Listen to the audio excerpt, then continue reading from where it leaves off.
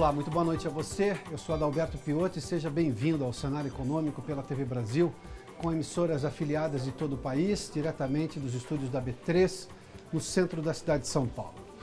Técnica e oficialmente o Brasil superou a mais grave recessão econômica de sua história.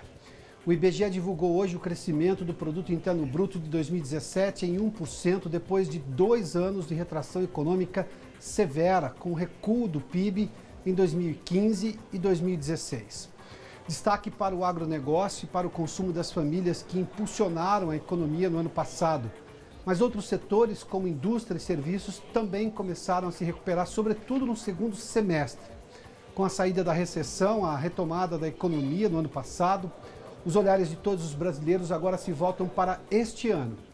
A estimativa de crescimento em 2018 está em torno de 3%.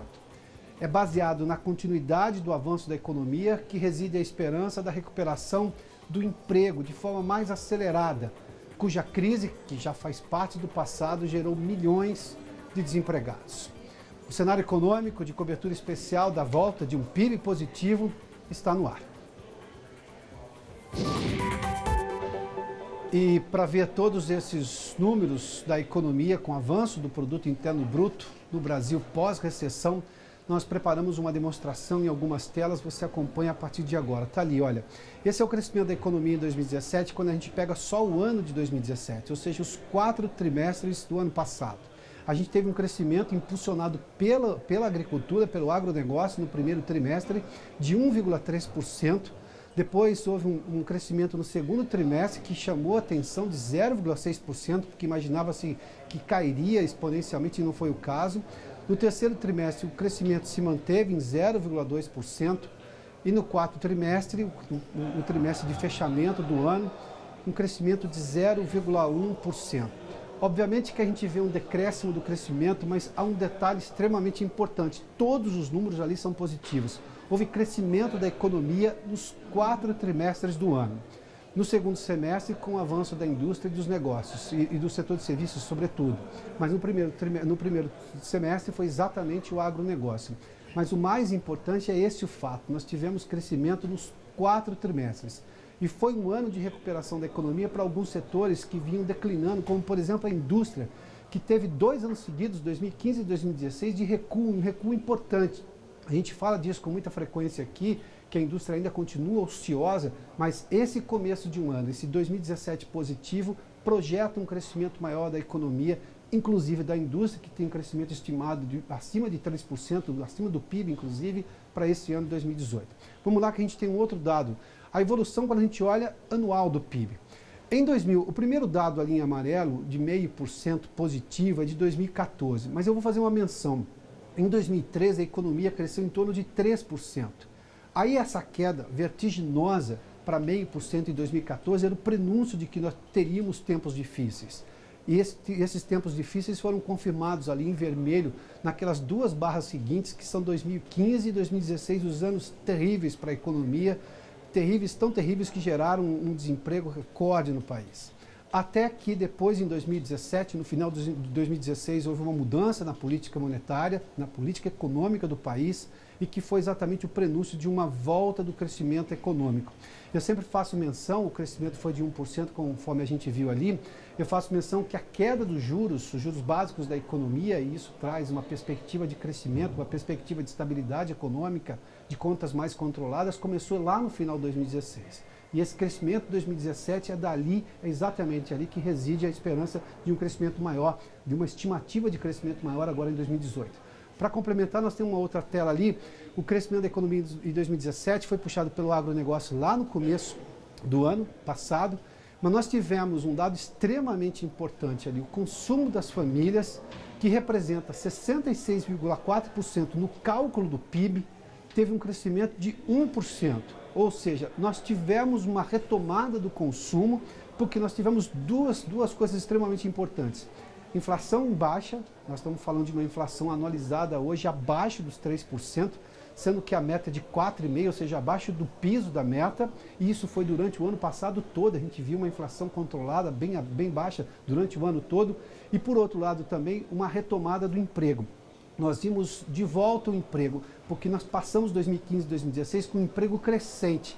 Inclusive no começo de 2017 o desemprego ainda continuava crescendo, até que houve uma inflexão ainda no primeiro semestre dessa curva difícil de voltar, de cair o desemprego e começar a crescer o emprego.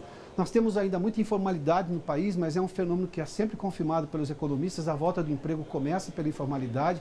Tivemos um solavanco, nós falamos disso essa semana, exatamente o próprio IBGE divulgou que em janeiro agora tivemos uma volta do desemprego, ou seja, um aumento do desemprego, mas se comparado ao começo de 2017, ele está menor. Ou seja, nós temos uma comparação de trimestre com trimestre melhor, apesar dessa sazonalidade do aumento de muitos funcionários contratados temporariamente no final do ano passado, que foram demitidos agora em janeiro. Mas a previsão é de crescimento do emprego.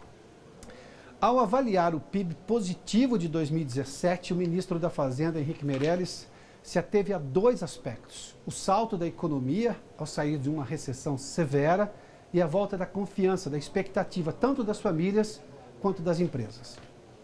Nós saímos de uma recessão, isto é, de uma queda de produto de 3,5% em 2016. Então, para sair de menos 3,5% para mais 1 já é um avanço grande e mostra que a economia está acelerando. Um dado importante é que bens duráveis, isto é, o consumo pelas famílias de bens duráveis, está crescendo juntamente, mais ou menos, parecido com o crescimento dos investimentos das empresas. O que é interessante, porque isso mostra que as famílias, não é, estão também acreditando que o Brasil vai continuar a crescer, que a renda vai continuar a crescer. O PIB de 2017 foi, em números absolutos, 6 trilhões e 600 bilhões de reais. Aí tem um dado que também chama a atenção, o ministro fez menção aí sobre o consumo das famílias, o PIB per capita, que é exatamente a divisão do PIB pela população brasileira, houve um crescimento pequeno, mas ainda assim positivo, de 0,2%. Esse PIB per capita também cresceu. A volta do emprego tende a fazer com que o PIB per capita cresça ainda mais e cresça dividido por mais gente, ou seja, com distribuição de renda também. Com o PIB positivo de 2017, a pergunta que se faz é sobre 2018. A estimativa de crescimento para este ano está ao redor de 3%. Com a economia avançando, a expectativa é com a retomada mais encorpada do mercado de trabalho e a redução do desemprego. Eu conversei mais cedo sobre tudo isso com o economista Eduardo Velho. Velho, bem-vindo aqui ao cenário econômico. Bem. Esse 1% já estava esperado pelo mercado, até porque a gente estava com crescimento no PIB no primeiro, no segundo, no terceiro trimestre, agora oficialmente no quarto trimestre, 1%. A agricultura foi o grande fator lá atrás, é a maior parte do crescimento do PIB, só que a gente viu, a indústria, embora ela tenha ficado estável, ela teve trimestres positivos. E para quem tinha caído nos 2 anos anteriores, ficar estável já é um começo de melhora, mas houve um aumento nos serviços, o consumo das famílias foi grande responsável pelo crescimento do PIB. Isso é estável com crescimento agora em 2018, ou seja, as condições mais difíceis foram realmente superadas? Foram. Na verdade é o seguinte, temos que escolher dois ângulos. Primeiro semestre, realmente, não há como negar, o agronegócio foi o grande puxador do PIB, né? No ano inteiro, o PIB sem agronegócio teria crescido apenas 0,3%. Agora, isso não quer dizer que os outros setores não cresceram. Nós temos que olhar o segundo semestre de 2017, a indústria realmente tendo um bom crescimento, na verdade. O primeiro semestre não foi bom, mas o segundo já foi muito bom em relação aos outros trimestres da época da Dilma. E o consumo das famílias, esse sim que foi a grande surpresa. No início do ano retrasado, no final do ano retrasado, 2016, ninguém esperava essa retomada mais rápida do consumo das famílias. E os números estão mostrando exatamente o seguinte: o consumo das famílias cresce de forma consistente, a demanda de crédito está continuando a crescer, a inflação está estável, esse ano realmente a inflação está baixa ainda, os juros baixos. Então a tendência é que os consumidores realmente voltem mais para crédito, consumam mais e, consequentemente, aí o setor de serviços e o setor de comércio, que é uma parte de serviços, deverá crescer ainda mais esse ano. Então, me parece que o dado PIB é um dado realmente retrovisor, já se esperava esse crescimento de 1%, já em novembro, mais ou menos, já se esperava isso. mas para o ano que vem é que eu acho que esse crescimento deverá ser mais forte do que hoje o mercado espera, que está na faixa de 2,80, 2,90. A gente espera no Banesp 3,64% de crescimento real do PIB em 2018. 3,64%. Acima de 3,5%, então. 3,5%. Bem acima do que o governo mesmo, que obviamente é sempre alguém otimista, Sim. Não dá para o governo ser pessimista, de 3%. Acima de 3,6%. Então. Eu acho que o crescimento vai superar 3,5% fácil. Bom, vamos falar do consumo das famílias, que é a maior parte no cálculo do PIB. Nós tivemos um crescimento muito importante em 2017, porque teve medidas do governo extremamente pensadas, estratégicas, como, por exemplo, a liberação das contas inativas. Aquilo foi extremamente importante. Enquanto isso, a gente viu uma retomada do nível de emprego. A gente começou a crescer. Há um problema agora sazonal em janeiro, que caiu um pouquinho, mas o próprio IBGE disse que se não tivesse a sazonalidade de janeiro, a gente continuaria tendo um crescimento na retomada da ocupação, não necessariamente com carteira assinada.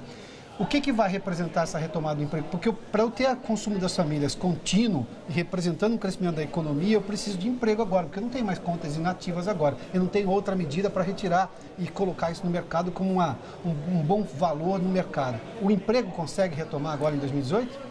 Com certeza. Tem 3 pontos importantes. As empresas estão faturando mais, os resultados dos balanços trimestrais das empresas estão bem melhores que estão vindo. Ou seja, as empresas vão ter mais caixa, mais liquidez para investir e para aumentar a produção. E também a perspectiva de demanda também é positiva. Logo, as empresas vão ter que aumentar o investimento, que ainda foi baixo em 2017, mas a perspectiva de aumentar as contratações mais em 2018 em função dessa perspectiva de aumento da demanda. E com o cenário de inflação baixa, de juros baixos consolidados, a demanda de crédito já está voltando, ela vai se consolidar. Então, a gente vai ter possibilidade dos bancos também de disponibilizar mais crédito, mais oferta de crédito, que também os bancos também já se ajustaram, as empresas já cortaram custos e também as famílias também já se ajustaram bastante em negociações, então estão prontas para essa nova fase. O que faltava apenas é maior previsibilidade, maior consistência nesse quadro econômico, inflação baixa, e me parece agora, com essa questão eleitoral, obviamente o fator Lula é um fator importante, que não pode se negar, quer dizer, na verdade, o mercado, de certa forma, os investidores em geral, gostaram da questão do Lula talvez não se candidatar, que dá uma ideia que o candidato mais provável ser vitorioso, ser um candidato mais de centro, um cara mais potencialmente de aprovar reformas estruturais no Brasil, reduzir custo do Brasil e se até aprovar a presidência. Com menos tendência a medidas populistas que têm valor de curto prazo, nunca vão de longo prazo. É exatamente. Eu acho que isso é o que explica em grande parte esse movimento da Bolsa, não só a perspectiva de crescimento econômico, bons lucros das empresas, mas também a perspectiva eleitoral pós-2018. Eu acho que a experiência da Grécia e de Portugal mostrou que, independentemente do governo também, quando você chega no limite do orçamento, onde a despesa obrigatória toda é para previdência, salários e seguridade, o governo vai ter, qualquer congresso vai ter que fazer reformas. E me parece que o candidato mais pró-reformista e um candidato mais de centro, isso fica mais fácil. Então, o mercado está trabalhando com essa ideia, ou seja, o cenário me parece mais favorável à continuidade de um bom crescimento em 2018 e também em 2019. Velho, rapidamente, mas nós ainda temos muita gente negativada por causa da crise, por perda de emprego, perda de renda. Sim. Há uma possibilidade de fazer uma negociação para que as pessoas voltem a ter CPF, porque senão não vão comprar a prazo nenhuma conta de 200, 300 reais ou de 500 de um celular novo, seja lá o que for. CPF negativado não tem prazo, não tem compra a prazo. A gente tem que olhar de forma agregada, né? O PIB é um indicador de forma agregada. Obviamente, muitas pessoas ainda não voltaram ao mercado de consumo, outras já voltaram, outras voltaram gradativamente, já pagaram uma parte das dívidas. Então, tem que olhar um pouco para frente. A tendência é recuo do desemprego, as empresas vão contratar mais gente, vão investir mais, vão ter que contratar mais gente, já está aumentando a produção, então é um sinal claro. Então, a tendência é ver um aumento do emprego formal. Perfeito. O que é mais importante é que nessa retomada do crescimento, a inflação continue estável, com juros baixos. Porque na percepção que ocorra essa recuperação do crescimento econômico, com geração de empregos, mas com custos baixos, com inflação baixa, o próprio consumidor, se você tem uma prestação de casa própria, uma prestação de um carro ou de um financiamento de um bem durável, de um imóvel que caiba no orçamento mensal, as pessoas vão retomar o consumo, mas com maior segurança que não vai perder o emprego, que a economia está boa, é expectativa. Então, me parece que esse é um movimento diferente, é um ciclo econômico onde as pessoas estão mais seletivas, mais graduais, mas estão com mais confiança que ao longo do tempo esse ciclo vai permanecer, inclusive pós-2018. Velho, Obrigado pela gentileza de novo. O começo da retomada econômica no ano passado foi justamente pelo agronegócio. Nós temos os números que mostram o quanto o setor fez a diferença ainda no primeiro trimestre de 2017. Está ali, olha, a gente tem os dados ali da tela. O agronegócio cresceu 13%, a agropecuária de 2017 cresceu 13%. O PIB brasileiro do ano passado, sem o agronegócio, mesmo assim ficaria positivo, mas não de 1%, de 0,3%. Sobre isso eu conversei mais cedo com Walter Puga, editor-chefe dos canais do Sistema Brasileiro do Agronegócio. Acompanhe. Puga, rapidamente e de forma objetiva, 13% de crescimento da agropecuária, que contribuiu por demais para o crescimento de 1% do PIB em 2017. Por que nós chegamos nesse resultado esplêndido para a agropecuária? Foi um aumento significativo da safra de milho, da ordem de 55%, 55,5%. A safrinha foi melhor do que a safra? Foi melhor do que a safra. Foi uma recuperação assustadora. E crescimento de mais de 19% na produção de soja. Isso foi muito significativo, a ponto da diretoria do IBGE ressaltar isso durante a apresentação dos dados hoje. Portanto, foi significativo mesmo. Nós chegamos a 238 milhões de toneladas. É um recorde. Aliás, esses 13% de crescimento do PIB agropecuário, importante ressaltar, é um recorde desde o início da série histórica do IBGE, que começou em 1996. A agropecuária nunca cresceu tanto como cresceu no ano passado. Agora, o que nós fizemos de certo lá atrás para a gente ter um resultado desse? Tá, tivemos uma condição climática favorável, mas o que foi feito lá atrás para ter o que nós tivemos agora? Um aumento da confiança do homem do agronegócio na economia brasileira. Isso já ficava evidente nos primeiros números de índice de confiança apurados pela Federação das Indústrias do Estado de São Paulo, no chamado Índice de Confiança do Setor Agropecuário, divulgado no ano passado. Ou seja, os empresários de todo o setor agropecuário, indústria de transformação, produtores rurais, já tinham uma expectativa positiva em relação à economia e investiram, como você ressaltou agora, na produção. Isso trouxe um aumento, lógico, um crescimento acentuado, um aumento do trabalho na área. Um auxílio é alguma reversão, ou a manutenção, pelo menos, dos preços internacionais das commodities. Isso contribui muito. Lógico, onde está o dinheiro, chega o investimento. Mas o Brasil trabalhou muito para isso. O produtor rural investiu, ele acreditou na recuperação da economia que nós estamos vendo agora. Vamos resumir para o nosso espectador. Milho e soja só crescem em terra arada. E a terra arada, bem arada, com tecnologia e semente de qualidade, dá uma superprodução. Se o clima ajudar, dá uma superprodução ainda maior, mas antes teve tecnologia, esforço e talento, é isso? Houve muito investimento. E é importante notar, Piotr, que nós tivemos já no ano passado números que apontavam crescimento do emprego em cidades do interior, onde o agronegócio tem uma força. Ou seja, o que nós tínhamos de informação era que o crescimento do emprego ela ocorria principalmente nas cidades onde estava o agronegócio. Ou seja, os números mostram que há uma confiança maior na economia brasileira lá no interior, em quem está com a mão na terra. Portanto, esse crescimento deve continuar, inclusive, é uma expectativa neste ano. Crescimento na safra e na entre-safra também. Crescimento em todo o processo agropecuário daqui para frente. Não há expectativa negativa para 2018. Os números que nós tivemos agora só comprovam o que já se esperava, que ocorria um crescimento, mas não um crescimento recorde, como o IBGE apontou. 13% é um crescimento acentuado. Rapidamente, o cenário de futuro do agronegócio é continuar crescendo e aí, obviamente, contribui para o crescimento da economia brasileira, para o PIB? Sim. Aliás, os analistas com quem nós temos conversado diariamente apontam que este ano será provavelmente igual ou melhor o ano passado. Não há expectativa de recuo da produção agropecuária.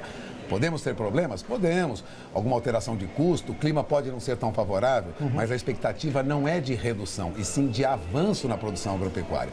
Principalmente porque no ano passado passamos por problemas graves na pecuária brasileira, que não estamos enfrentando este ano. Portanto, com alguma ajuda da pecuária, teremos a continuidade desse crescimento no agronegócio como um todo. Puga, obrigado pela gentileza. Obrigado você pelo convite. Daqui a pouco os números do mercado financeiro, a gente volta em instantes. Já de volta ao estúdio do Centro de Operações da Bolsa, com os números do mercado financeiro. Vamos dar uma olhadinha, a gente tem ali uma bolsa próxima da estabilidade em relação a ontem, crescimento de 0,03%, 85.377 pontos. Chegou a cair a bolsa, inclusive, justamente por causa do anúncio da taxação do aço nos Estados Unidos. E tanto a Siderúrgica Nacional quanto a Uzi Minas puxaram o Ibovespa para baixo durante boa parte da tarde. Vamos lá, temos o dólar comercial. Hoje, uma alta de 0,36% a R$ 3,25. E as vendas de imóveis residenciais na cidade de São Paulo devem crescer entre 5% e 10% agora, em 2018. Mas as estimativas só serão efetivadas com a manutenção de juros e inflação em patamares aceitáveis e com o avanço da reforma da Previdência no Congresso Nacional, que tudo indica ficou só para o final do ano. Os dados são do Secov, o Sindicato da Habitação de São Paulo. Para falar do cenário do setor, eu recebo Flávio Amari, presidente do Secov de São Paulo. Flávio, tudo bem? Prazer participar com vocês mais uma vez. Vamos lá, nós tivemos o PIB cresceu, é uma notícia positiva, mas o setor de habitação não necessariamente. Aliás, a construção ficou bem abaixo de todos os outros setores, né? O setor da construção caiu 5%. Muito ruim, na verdade, Piotr. Mas a gente tem uma notícia boa de tudo isso. O último trimestre, ele ficou em zero. Então, mostra já um sentido, num sentido de recuperação da indústria, o que é muito positivo para 2018. Ou seja, parou de cair e indica um crescimento agora. Espero que em 2018 o setor que nós representamos não traga esse peso negativo para que a economia tenha uma força em 2018 de alcançar essa expectativa de 2%, 3% ou até 4% de crescimento do PIB. Flávio, a gente já saiu de um cenário negativo, de expectativa negativa sobre a economia, o crescimento de 4 trimestres consecutivos, embora tenha havido um crescimento menor no último, mas mesmo assim tudo foi positivo. O que falta especificamente para o setor da construção deslanchar em 2018 e, claro, agregar ao PIB e não puxar para baixo? Nós já percebemos em 2017 uma recuperação da economia. Quando a gente analisa o mercado de São Paulo, por exemplo, que é a maior cidade do país, nós tivemos um crescimento de 48% nos lançamentos, 46% nas vendas. Então, já sinaliza, embora isso tenha acontecido no segundo semestre, mas essa conjuntura econômica de juros baixos, inflação baixa, recuperação da confiança, nos dá segurança em dizer que 2018 vai trazer sim a recuperação, mas o mercado imobiliário ele tem um ciclo um pouco mais longo, é um processo um pouco mais longo na tomada de decisão também. Precisa de expectativa, né? Porque ninguém vai fazer um lançamento, vai lançar um prédio do começo que vai levar 3, 4, 5 anos para ficar pronto e a pessoa vai comprar e pagar, sei lá, em 60, 100 meses, sei lá, o tempo de financiamento, ou seja, é tudo de longo prazo no setor. Sim, é um ciclo muito longo, até o processo de aprovação, de licenciamento, as restrições, insegurança jurídica que existe no processo, a tomada de decisão, o prazo de pagamento, enfim, é um mercado que demora muito tempo tudo para acontecer. Então é importante até um momento hoje de estabilidade de preço dos últimos anos. E essa conjuntura positiva é um momento muito oportuno para as pessoas olharem para o mercado imobiliário como investimento e complemento de renda e também para a realização do sonho da casa própria. Entre o custo do imóvel e o problema do financiamento, onde é que está pegando mais? Tem vários problemas no processo de aprovação, de licenciamento, a burocracia, embora já tenha melhorado, mas existe ainda a insegurança jurídica no processo, o tema das rescisões contratuais, que só acontece no país, onde as pessoas podem rescindir um contrato e não ser um contrato de compra e venda, sim de opção. Então existem alguns problemas que a gente precisa enfrentar. E eu acredito sim que nesse ano de 2018, o Legislativo, o Executivo Federal vai enfrentar esses problemas e trazer mais segurança jurídica para o processo, para que a gente possa ofertar mais imóveis e atender esse déficit habitacional que é muito grande no país. Se a gente tiver a retomada do emprego de forma mais intensa, isso é extremamente fundamental para o setor, não é? Eu acho que tem alguns pontos fundamentais, Piotr. Taxa de juros baixa, a confiança das pessoas no futuro e a criação de renda que vem com a criação de emprego. Então, esses 3 fatores são muito importantes para o mercado imobiliário. Está faltando só a gente melhorar o ritmo da criação de emprego.